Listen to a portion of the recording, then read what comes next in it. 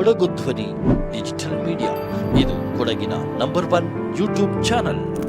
ಒಂದು ತರಬೇತಿ ಕೇಂದ್ರ, ಕ್ರೀಡಾ ತರಬೇತಿ ಕೇಂದ್ರ ಸ್ಥಾಪನೆ ಮಾಡಬೇಕು ಅಂತೇಳಿ ನಾವೇನು ಯೋಜನೆಯನ್ನು ರೂಪಿಸಿ ಇವತ್ತು ಒಂದು ಪ್ರಗತಿಯಲ್ಲಿದೆ. ಮೆಡಿಕಲ್ ಫೆಸಿಲಿಟೀಸ್ ಕೊಡಬೇಕು ಅಂದರೆ ಸ್ಪೋರ್ಟ್ಸ್ ಇಂಜುರೀಸ್ ಆಗುತ್ತಲ್ಲ, ಅದನ್ನು ಚೇತರಿಸ್ಕೊಳ್ಳಿಕ್ಕೆ ಅಂತಾರಾಷ್ಟ್ರೀಯ ಕ್ರೀಡಾಗಾರರು ಕೂಡ ಇಲ್ಲಿ ಬರುವಂಥ, ಯಾಕಂದರೆ ಇದು ಈ ಬಾರಿಯ ಬಡ್ಜೆಟ್ ಬುಕ್ಕಲ್ಲೇ ಇದನ್ನು ಅನೌನ್ಸ್ ಮಾಡಿದ್ರು.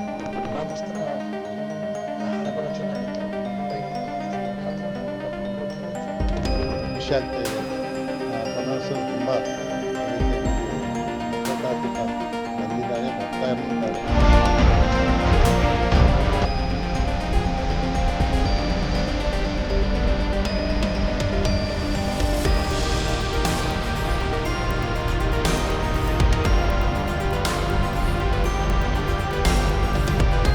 ನಮಸ್ಕಾರ ವೀಕ್ಷಕರೇ, ನಾನು ನಿಮ್ಮ ಜಗದೀಶ್ ಕೊಡಗು ಧ್ವನಿ.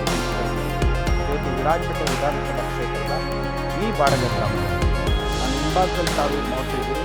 ಇವತ್ತು ಈ ಬಾಡಗ ಗ್ರಾಮದಲ್ಲಿ ಅತ್ಯಂತ ದೊಡ್ಡ ಪ್ರಮಾಣದ ಒಂದು ಪ್ರಾಜೆಕ್ಟ್ ಇದೆ. ಕ್ರೀಡೆಗೆ ವಿಶೇಷವಾಗಿ ಈ ಕ್ಷೇತ್ರದ ಶಾಸಕ ಎಸ್ ಪೊನ್ನಣ್ಣವರು ಕಾಳಜಿ ವಹಿಸಿದ್ದಾರೆ.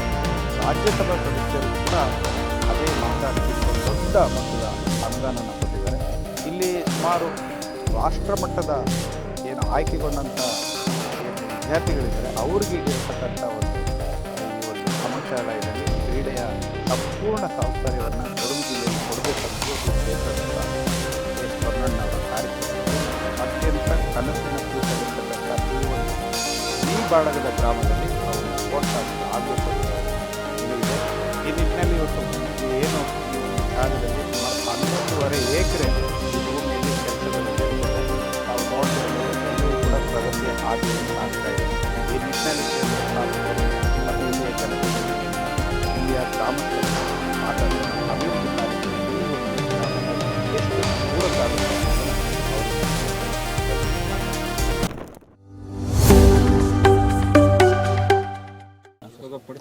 ಏನೆಲ್ಲ ಬರುತ್ತೆ ಇಲ್ಲಿ ಯೋಜನೆ? ಇಲ್ಲಿ ಒಂದು ತರಬೇತಿ ಕೇಂದ್ರ, ಕ್ರೀಡಾ ತರಬೇತಿ ಕೇಂದ್ರ ಸ್ಥಾಪನೆ ಮಾಡಬೇಕು ಅಂಥೇಳಿ ನಾವೇನು ಯೋಜನೆಯನ್ನು ರೂಪಿಸಿ ಇವತ್ತು ಅದು ಪ್ರಗತಿಯಲ್ಲಿದೆ.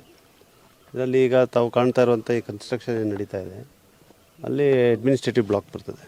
ಅದರಲ್ಲಿ ಇಂಡೋರ್ ಬ್ಯಾಡ್ಮಿಂಟನ್ ಕೋರ್ಟ್ ಇರ್ತದೆ, ಜಿಮ್ ಇರುತ್ತೆ, ಮತ್ತು ಇದರ ಕಚೇರಿ ಇದೆಲ್ಲ ಇರ್ತದೆ. 2ರಿಂದ 3 ಬ್ಯಾಡ್ಮಿಂಟನ್ ಕೋರ್ಟ್ಗಳು ಬರ್ತದೆ. ಮತ್ತು ಇದರ ಪಕ್ಕದಲ್ಲಿ ಟೆನ್ನಿಸ್ ಕೋರ್ಟ್ ಬರ್ತದೆ.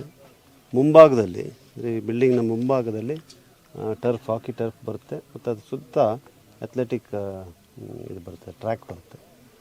ಮತ್ತು ಇದು ಆ ಭಾಗದಲ್ಲಿ ಒಂದು shooting range, basketball, volleyball court, shooting range ಬರ್ತದೆ. ಈ ಎಂಟ್ರೆನ್ಸ್ ಎಡಭಾಗದಲ್ಲಿ ಒಂದು ಸ್ವಿಮ್ಮಿಂಗ್ ಪೂಲ್ ಬರ್ತದೆ, ಅದು ಇಂಡೋರ್ ಇರ್ತದೆ. ಮತ್ತು ಹಾಸ್ಟೆಲ್ಗಳು, ಹೆಣ್ಣುಮಕ್ಕಳ ಹಾಸ್ಟೆಲ್ ಮತ್ತು ಗಂಡು ಮಕ್ಕಳ ಹಾಸ್ಟೆಲ್ ಆಗುತ್ತೆ. ಪುನರ್ವಸತಿ ಕೇಂದ್ರ ಅಂತ ಬರುತ್ತೆ. ಪುನರ್ವಸತಿ ಅಲ್ಲ, ತರಬೇತಿ ಕೇಂದ್ರ. ವಸತಿನಿಲ್ಲ ಏನೇ, ಅಂದರೆ ತರಬೇತಿ ಕೇಂದ್ರ ಅಂದರೆ ಟ್ರೈನಿಂಗ್ ಮಾಡಲಿಕ್ಕೆ, ರಿಹ್ಯಾಬಿಲಿಟೇಷನ್. ಅದರಲ್ಲಿ ಭಾಳ ಮುಖ್ಯವಾಗಿ ನಾವು ಈ ಮೆಡಿಕಲ್ ಫೆಸಿಲಿಟೀಸ್ ಕೊಡಬೇಕು. ಅಂದರೆ ಹೇಳೋದು, ಅದಕ್ಕೆ ಸ್ಪೋರ್ಟ್ಸ್ ಇಂಜುರೀಸ್ ಆಗುತ್ತಲ್ಲ, ಅದನ್ನು ಚೇತರಿಸ್ಕೊಳ್ಳಿಕ್ಕೆ ಅಂತಾರಾಷ್ಟ್ರೀಯ ಕ್ರೀಡಾಗಾರರು ಕೂಡ ಇಲ್ಲಿ ಬರುವಂತೆ. ಯಾಕಂದರೆ ಇದು ಈ ಜಾಗವನ್ನು ಗುರುತಿಸ್ಲಿಕ್ಕೂ ಕೂಡ ಹೈ ಆಲ್ಟಿಟ್ಯೂಡಲ್ಲಿ ಇರಬೇಕು, ಆಕ್ಸಿಜನ್ ಲೆವೆಲ್ಸ್ನೆಲ್ಲ ನೋಡಿ ಹೈ ಆಲ್ಟಿಟ್ಯೂಡ್ ಟ್ರೈನಿಂಗ್ ಸೆಂಟರ್ ಮಾಡಬೇಕು ಅಂತ ಹೇಳುವಂಥದ್ದೇ ಉದ್ದೇಶ. ಅದರಿಂದ ಬೇರೆ ಬೇರೆ ಭಾಗದಿಂದ ಇರೋರು ಕೂಡ ಇಲ್ಲಿ ಬಂದು ವಾಸ ಇದ್ದು ಅವರ ತರಬೇತಿನೂ ಮಾಡ್ಕೋಬೋದು, ಮತ್ತು ಅವ್ರಿಗೆ ಯಾವುದಾದ್ರೂ ರೀತಿಯಾದಂಥ ಇಂಜುರಿ ಆಗಿದ್ದರೆ ಅದನ್ನು ಸರಿಪಡಿಸುವಂಥದ್ದು ಆಗಬೇಕು ಅಂತ ಹೇಳುವಂಥದ್ದು ಇದು ಉದ್ದೇಶ. ಹಾಗೆ ಇಲ್ಲಿ ಸ್ಥಳೀಯರಿಗೆ ಕೂಡ ಈ ಕ್ರೀಡೆ ತರಬೇತಿಯಲ್ಲಿ ಭಾಗವಹಿಸಲಿಕ್ಕೆ ಮತ್ತು ಅವರು ಕಲೀಲಿಕ್ಕೆ ಇದೆಲ್ಲದಕ್ಕೂ ಕೂಡ ಕ್ಯಾಂಪ್ಗಳು ಮಾಡುವಂಥದ್ದಕ್ಕೆ ಕೂಡ ಅವಕಾಶ ಆಗ್ತದೆ. ಇಲ್ಲಿ ಇರುವಂಥ ಸ್ಪೋರ್ಟ್ಸ್ ಹಾಸ್ಟೆಲ್ನಲ್ಲಿ ಸರ್ಕಾರದ ನಿಯಮಗಳಂತೆ ಮೀಸಲಾತಿಯನ್ನು ಕೊಟ್ಟು ಎಲ್ಲ ವರ್ಗದ ಜನರಿಗೆ ಅವಕಾಶ ಮಾಡಿಕೊಡ್ಬೇಕು ಅಂತ ಹೇಳುವಂಥ ಒಂದು ಉದ್ದೇಶ. ಎಷ್ಟು ವೆಚ್ಚದಲ್ಲಿ ಇದೆ ಸರ್? ಈಗ ನಾವು ಈ ಬಾರಿಯ ಬಡ್ಜೆಟ್ ಬುಕ್ಕಲ್ಲೇ ಇದನ್ನು ಅನೌನ್ಸ್ ಮಾಡಿದ್ದಾರೆ. ಮಾನ್ಯ ಸಿದ್ದರಾಮಯ್ಯನವರು ಕೊಟ್ಟಂಥ ಬಡ್ಜೆಟ್ನಲ್ಲಿ ಈಗ ಮುಂದೆ ಹೋಗ್ತಾ ಕ್ರೀಡಾ ಇಲಾಖೆಯಲ್ಲಿ ಈಗ FD ಇಂದ 35 ಕೋಟಿ ಕೊಡಬೇಕು ಅಂತೇಳಿ ನಾವು ಕೇಳಿದ್ವಿ. ಮತ್ತು ನಮ್ಮ ರಾಜ್ಯಸಭಾ ಸದಸ್ಯರಾದಂಥ ಅಜಯ್ ಮಾಕನ್ರವರು ಅವರು ಕೂಡ ಅವರ ಇದರಿಂದ ಪ್ರತಿ ವರ್ಷ ಆದಷ್ಟು ಕೊಡ್ತೀವಿ ಅಂತ ಹೇಳಿದರೆ ಈಗಾಗಲೇ 3 ಕೋಟಿಗಿಂತ ಹೆಚ್ಚು ಕೊಟ್ಟಿದ್ದಾರೆ, 4 ಕೋಟಿ ಕೊಟ್ಟಿದ್ದಾರೆ ಅವರು. ಮತ್ತು ಅವರು ಇನ್ನು ವಾರ್ಷಿಕವಾಗಿ ಕೊಟ್ಕೊಂಡು ಹೋಗ್ತೀವಿ ಅಂತ ಅವ್ರದ್ದು 5-6 ವರ್ಷದ ಅವಧಿ ಇರ್ತದೆ. ಅದರಲ್ಲಿ ಅವರು ಅತಿ ಹೆಚ್ಚು ಕೊಡ್ತೀವಿ ಅಂತ ಹೇಳಿದ್ದಾರೆ. ಅವರು ಎಷ್ಟು ಕೊಡ್ತಾರೆ ಅಂತ ನೋಡಿಕೊಂಡು ಇಷ್ಟರಲ್ಲಿ ಇದನ್ನು ನಿರ್ಮಾಣ ಮಾಡಬೇಕು. ಒಂದು 45 ಕೋಟಿ ಅಂತೂ ಖಂಡಿತವಾಗಿ ಆಗುತ್ತೆ. ಎಷ್ಟು ಮಕ್ಕಳ ಕೆಪಾಸಿಟಿ ಇರುತ್ತೆ? ಇದಾದ ಹಾಸ್ಟೆಲ್ ಕೆಪಾಸಿಟಿ ಕನಿಷ್ಠ ಅಂದರೆ 100 ಇರ್ತದೆ, 50 ಅಂತ ಜಾಸ್ತಿನೂ ಆಗ್ಬೋದು. ಅಂದರೆ ಕನಿಷ್ಠ 50ರಿಂದ ಪ್ರಾರಂಭ ಮಾಡಬೇಕು ಅಂತ. ಅದು ಹಾಸ್ಟೆಲ್ಲು. ಆದರೆ ತರಬೇತಿಗೆ ಅಂತ ಹೇಳಿದ್ರೆ ಅದು ಯಾಕಂದರೆ ಈಗ ಬ್ಯಾಡ್ಮಿಂಟನ್ ಕೋರ್ಟ್ 2ರಿಂದ 3 ಇರುತ್ತೆ, ಟೆನ್ನಿಸ್ ಕೋರ್ಟ್ 2 ಇರ್ತದೆ, ಮತ್ತು ಕ್ರಿಕೆಟ್ ಪ್ರಾಕ್ಟೀಸ್ ಪಿಚ್ಚಸ್ ಇರುತ್ತೆ, ಪೂರ್ಣ ಮೈದಾನ ಬರೋದಿಲ್ಲ. ಟರ್ಫ್, ಹಾಕಿ ಟರ್ಫ್ ಇರ್ತದೆ, ಅಥ್ಲೆಟಿಕ್ಸ್ ಇರ್ತದೆ. ಎಲ್ಲ ಕ್ರೀಡೆಗೂ ಕೂಡ ಅವಕಾಶ ಇರೋದ್ರಿಂದ ಇಲ್ಲಿ ಬಹುಶಃ ಸಾವಿರಾರು ಮಕ್ಕಳಿಗೆ ತರಬೇತಿಯನ್ನು ಕೊಡುವಂಥ ಶಕ್ತಿ ಈ ಒಂದು ಕ್ರೀಡಾ ಕೇಂದ್ರ ಹೊಂದಿರ್ತದೆ.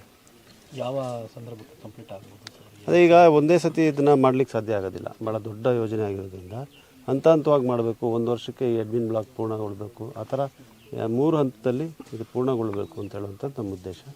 ಆದರೂ ಆದಷ್ಟು ಈ ಮುಂದಿನ 2 ವರ್ಷದ ಅವಧಿ ಏನಿದೆ ಅದರಲ್ಲಿ ಎಷ್ಟಾಗುತ್ತೆ ಅಷ್ಟು ಪೂರ್ಣಗೊಳಿಸಬೇಕು ಅಂತ ಪ್ರಯತ್ನ ಮಾಡ್ತೀವಿ.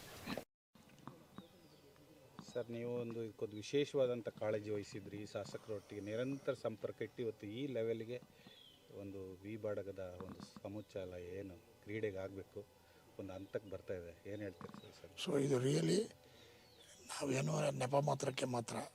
This is the interest of ಅವರ MLA ಎಸ್ ಪರ್ಣ. ಅವರು ಇಲ್ಲದೋಗಿದ್ದಿದ್ರೆ ಇದೆಲ್ಲ ಆಗ್ತಾನೇ ಇರಲಿಲ್ಲ, ಎಲ್ಲೋ ಕಾಡು ಬಿದ್ದುಕೊಂಡು ಹೋಗ್ತಾ ಇತ್ತು. ಅವರು ಈ ಕ್ರೀಡೆಗೆ ಮತ್ತು ಈ ಏರಿಯಾಕ್ಕೆ ಡೆವಲಪ್ಮೆಂಟಿಗೆ ತೋರಿಸ್ತಕ್ಕಂಥ ಒಂದು ಕಾಳಜಿ, ನಮ್ಮ ಸ್ಥಳೀಯ ಮಕ್ಕಳು ಸ್ಪೋರ್ಟ್ಸಲ್ಲಿ ತುಂಬ ಮುಂದಕ್ಕೆ ಹೋಗಬೇಕು, ಇಂಟರ್ನ್ಯಾಷನಲ್ ಮಟ್ಟಕ್ಕೆ ತಲುಪಬೇಕು. ಇಲ್ಲಿ ಇನ್ಫ್ರಾಸ್ಟ್ರಕ್ಚರ್ಸ್ ಇಲ್ಲ. ಅವರು ಜಾಗಕ್ಕಾಗ್ಬಿಟ್ಟು ಬಹಳ ಒದ್ದಾಡಿದ್ರು, ತುಂಬ ಪ್ರಯತ್ನ ಪಟ್ಟಿರೋದು. ಸೊ ಲಾಸ್ಟ್ಲಿ ಅವರು ಏನು ನಮ್ಮ ಗ್ರಾಮಸ್ಥರ ಹಣೆ ಬರ ಚೆನ್ನಾಗಿತ್ತು ಅಲ್ಲ, ಇನ್ನೊಂದು ಇದ್ರ ಮುಖಾಂತರ ನಾವೆಲ್ಲ ಬೆಳ್ಕೊಳ್ತೇವೆ ಅಂತ ತಿಳ್ಕೊಂಬಿಟ್ಟು ಅದು ಇದಕ್ಕೆ ಏನೇ ಕಾರಣ ಇದ್ರೂ ಬೇರೆ ಯಾರೂ ಅಲ್ಲ. ಇಟ್ ಈಸ್ ಪ್ಯೂರ್ಲಿ ಎಸ್ ಪರ್ಣನವರ ಪರ್ಸನಲ್ ಇಂಟ್ರೆಸ್ಟು, ಅವರು ತೆಕ್ಕೊಂಡಂಥ ಕಾಳಜಿ, ಅವರು ಏನು ಇಲ್ಲಿಂದ ಡೆಲ್ಲಿವರೆಗೆ ಅವರ ಕನೆಕ್ಷನ್ಸ್ ಏನಿದೆ ಅದನ್ನು ಅವರು ಬೆಸ್ಟ್ ಯೂಸ್ ಮಾಡ್ಕೊಂಡ್ಬಿಟ್ಟು ನಮ್ಮ ಗ್ರಾಮಕ್ಕೆ ಇಷ್ಟೊಂದು ದೊಡ್ಡ ಪ್ರಾಜೆಕ್ಟ್ ತಂದಿದ್ದಾರೆ. ನಾನು ಸಮಸ್ತ ಗ್ರಾಮಸ್ಥರ ಪರವಾಗಿ ಅವ್ರಿಗೂ ಅನಂತ ಧನ್ಯವಾದಗಳನ್ನು ನಡೆಸ್ತಾ ಇದ್ದೇನೆ. ಇದು ಈಗ ಪ್ರಾರಂಭಿಕ ಹಂತದಲ್ಲಿದೆ. ಅವರೊಂದು ಛಲ ತೊಟ್ಟಂಗೆ ಉಂಟು. ಈ 5 ವರ್ಷದ ಒಂದು ಟರ್ಮ್ ಒಳಗೆ ಇದನ್ನು ಕಾರ್ಯಾರಂಭ ಮಾಡಬೇಕು ಅಂತ ಹೇಳ್ಬಿಟ್ಟು ನೋಡುವ. ಬಹಳ ದೊಡ್ಡ ಪ್ರಾಜೆಕ್ಟು, ಸುಲಭದಲ್ಲಿ ಸರ್ಕಾರದಿಂದ ದುಡ್ಡು ಬರೋದಿಲ್ಲ. ಆದರೆ ಅವರ ಪ್ರಯತ್ನ ನಿರಂತರ ಇದೆ. ಆದರೆ ಇದನ್ನು ಅವರು 100% ಸಾಕಾರಗೊಳಿಸ್ತಾರೆ ಅಂತ ಹೇಳೋ ಒಂದು ವಿಶ್ವಾಸ ನಮಗೆ ಗ್ಯಾರಂಟಿ ಇದೆ. ನಮಗೆ ಗ್ರಾಮೀಣ ಪ್ರದೇಶದಲ್ಲಿ ಇಷ್ಟು ದೊಡ್ಡ ಪ್ರಾಜೆಕ್ಟ್ ಬರ್ತಾ ಇದೆ, ನೀವು ಊರಿನ ಹಿರಿಯರಾಗಿ ಏನು ಹೇಳ್ತೀರಿ? ಇದು ಒಂದು ಒಳ್ಳೆಯ ಕೆಲಸ. ಇದು ನಮಗೆ ಸಿಗೋದೇ ಅಪರೂಪ. ಅದು ನಮ್ಮ ಕೊಡಗಿನಲ್ಲಿ ಇಂಥ ಒಂದು ಕಾರ್ಯಕ್ರಮ ಆಗೋದು ಅಂತ ಹೇಳಿದ್ರೆ ಭಾಳ ವಿಶೇಷ. ಅದರಲ್ಲೂ ನಮ್ಮ ಪೊನ್ನಣ್ಣ ಸರ್ ಅವರು ಅದಕ್ಕೆ ಎಫರ್ಟ್ ಹಾಕಿ ನಿಜವಾಗಿಯೂ ಅವ್ರನ್ನ ಗ್ರೇಟ್ ಎನಿಸ್ಬೇಕು. ನಾವು ಅವ್ರನ್ನ ಪೂಜೆ ಮಾಡಿದ್ರೂ ಸಾಲದು. ಇಂಥ ಒಂದು ಇಂಟೀರಿಯರ್ ಪ್ಲೇಸಲ್ಲಿ ಈ ಥರದೊಂದು ಪ್ರಾಜೆಕ್ಟ್ ಇಟ್ಕೊಂಡಿದ್ದಾರಲ್ಲ, ಭಾಳ ಗ್ರೇಟ್ ಸರ್. ಸರ್, ತಾವು ಇದರಿಂದ ಗ್ರಾಮಸ್ಥರು ಎಲ್ಲರೂ ಸೇರಿ ಜಾಗಕ್ಕೋಸ್ಕರ ಹೋರಾಡಿದ್ದೀವಿ, ಪೂರಾ ಹೋರಾಡಿದ್ದೀವಿ. ಅದೆಷ್ಟೋ ಜನರು ಬಂದು ಇದಕ್ಕೆ ಆಕ್ಯುಪೈ ಮಾಡಲಿಕ್ಕೆ ನೋಡಿದ್ರು, ಆದರೆ ನಾವು ಬಿಡಲಿಲ್ಲ. ಇವನ್ನು ಬೇಲಿನೇ ಹಾಕಿದ್ರು. ನಾವಾಗ ವೀಣಾ ಅಚ್ಚಯ್ಯನವರ ಸಹಾಯದಿಂದ ಇದನ್ನು ಎಳಿಸಿದ್ದೀವಿ. ಅವರೇ ಇದಕ್ಕೆ ನಮಗೆ ಸಪೋರ್ಟ್ ಮಾಡಿದ್ರು ಎಳಿಸಲಿಕ್ಕೆ. ಸ್ಥಳೀಯರೇ ಬೇಲಿ ಹಾಕಿದ್ರು. ಸ್ವಲ್ಪ ಕಷ್ಟವೂ ಆಯಿತು, ತೊಂದರೆ ಇಲ್ಲ, ಇಷ್ಟು ಆಗುತ್ತೆ ಅಂತೂ ಈ ಏರಿಯಾವನ್ನು ನಾವು ಬಿಡಲಿಲ್ಲ, ಊರಿಗೋಸ್ಕರ ಬಿಡಲೇ ಇಲ್ಲ. ಇದು ಜಾಗ, ಇದನ್ನು ಒಳ್ಳೆ ಪ್ರಾಜೆಕ್ಟ್ ಮಾಡಬೇಕಂತಲೇ ನಾವು ಇಟ್ಕೊಂಡಿದ್ದು. ಅದು ನಡೀತೀಗ. ಈಗ ಅದು ನಮ್ಮ ಕನಸು ನನಸಾಯಿತು. ಖುಷಿ ಆಗ್ತಾಯಿದೆ. ಪೊನ್ನಣ್ಣ ಸರ್ ತುಂಬ ಇದಕ್ಕೆ ಒಂದು ಎಫರ್ಟ್ ಹಾಕುತ್ತಾ ಬಂದಿದ್ದಾರೆ, ಬರ್ತಾನೂ ಇದ್ದಾರೆ. ಹೊಸ CM ಆಗಿದ್ದಾರೆ ನಮ್ಮ DK ಶಿವಕುಮಾರ್ ಅವರು. ಅವರ ಹಸ್ತಕ್ಷೇಪ ಚೆನ್ನಾಗಿರುತ್ತೆ ಅಂತ ಗೊತ್ತು. ಆಗುತ್ತೆ, ಒಳ್ಳೆಯದಾಗುತ್ತೆ.